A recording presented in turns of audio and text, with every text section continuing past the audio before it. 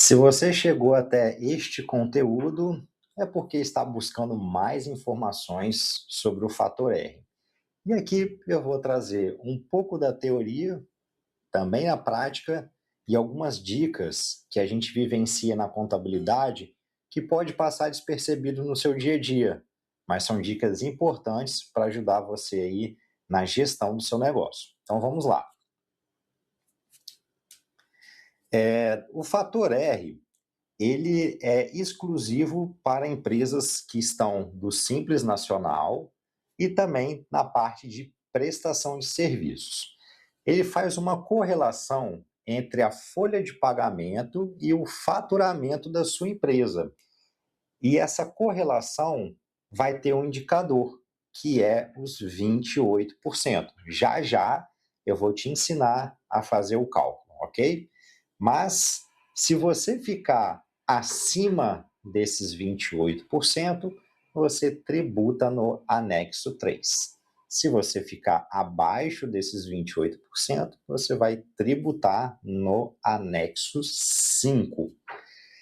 É uma atividade que o fator R ele está atrelado a principalmente atividades que estejam conectados a um conselho de classe, ou seja, médicos, dentistas, fisioterapeutas, fonoaudiólogos, engenheiros, né, civil, ambiental, qualquer tipo de engenharia, arquitetos e também outras atividades, como, por exemplo, a área de TI, representação comercial, consultorias.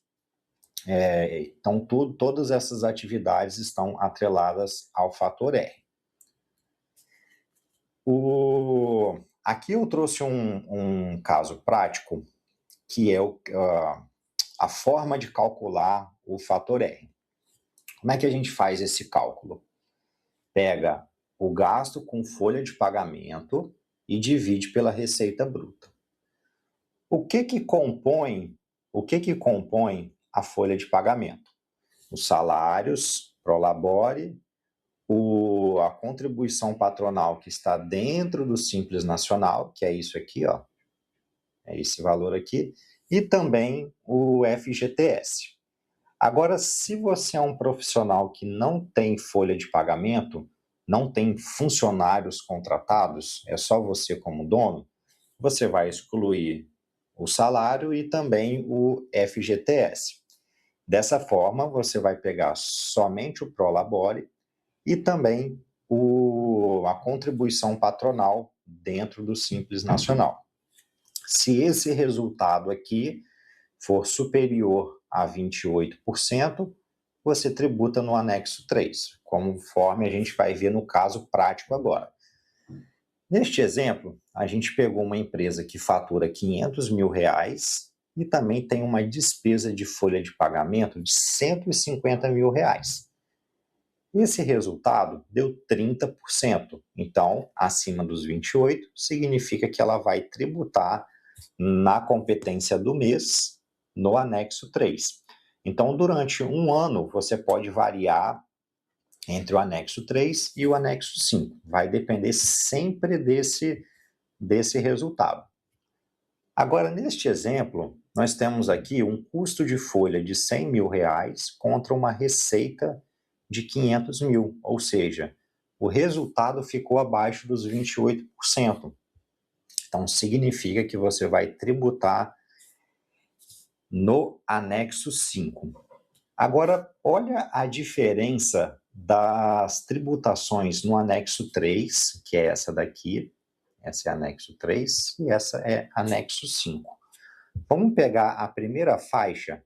Olha a diferença de um para o outro. Dá quase 10% de economia de impostos.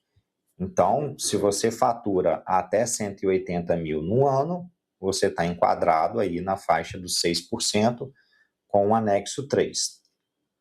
E se você for para o anexo 5, então terá aí os 15,5%.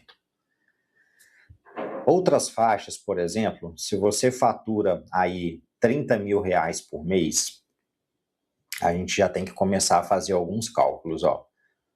No anexo 5, já vai para quase 20%. Já aqui fica em 13,5%. Só que a gente precisa calcular também qual é o seu custo com a folha de pagamento. E aí a gente faz esse cálculo daqui a pouco. Mas um caso prático aqui, ó. Então isso aqui é no extrato do Simples Nacional, aqui é o custo com a folha de pagamento, aqui é a receita. Dividindo esse por esse, dá o resultado. Então você tem aqui o fator R, anexo 3. Da mesma forma, temos aqui o custo de folha de pagamento e temos aqui a receita. Dividindo um pelo outro, dá aqui o anexo 5. E aí volta nesta tributação aqui, ó. Se é anexo 5, vai tributar, às vezes, nesse percentual. Se é anexo 3, nesse percentual. Algumas dicas de ouro aí para você que tem uma empresa que a gente já vivenciou na prática e a gente vai aprendendo aí com os planejamentos, né, e o que vai acontecendo na realidade. Uma dica muito importante, se você for do sexo feminino e estiver grávida, precisa fazer um planejamento com muita antecedência. Por quê? Principalmente se você não tiver folha de pagamento e a sua empresa continuar tendo receita, o que vai acontecer? A receita vai aumentar, então você tem um aumento de receita, né, ou a constância da receita, contra uma redução do custo de folha de pagamento. Porque se você ganhar o seu filho e pedir o benefício do INSS, você vai passar a receber pelo INSS e não vai ter a folha de pagamento. Então, a sua empresa continua faturando e o seu custo de folha de pagamento cai. Aí você pode cair nessa situação, ó. Seu custo de folha de pagamento vai caindo e a sua receita vai mantendo ou aumentando. Então, esse fator R aí acaba prejudicando, né? Outro cuidado são sobre notas retroativas. O que são as notas retroativas? De repente, um cliente foi e falou, eu quero nota de tal data, né? E o seu funcionário, sem saber dos processos burocráticos que isso pode causar, ele vai emitir uma nota retroativa a alguns meses anteriores. Dessa forma, a contabilidade precisa refazer do período que foi emitida a nota e os meses subsequentes, que também pode acabar prejudicando o fator R. Por quê? Vai ter um aumento de receita naquele mês, mas não vai ter qualquer movimentação da folha de pagamento.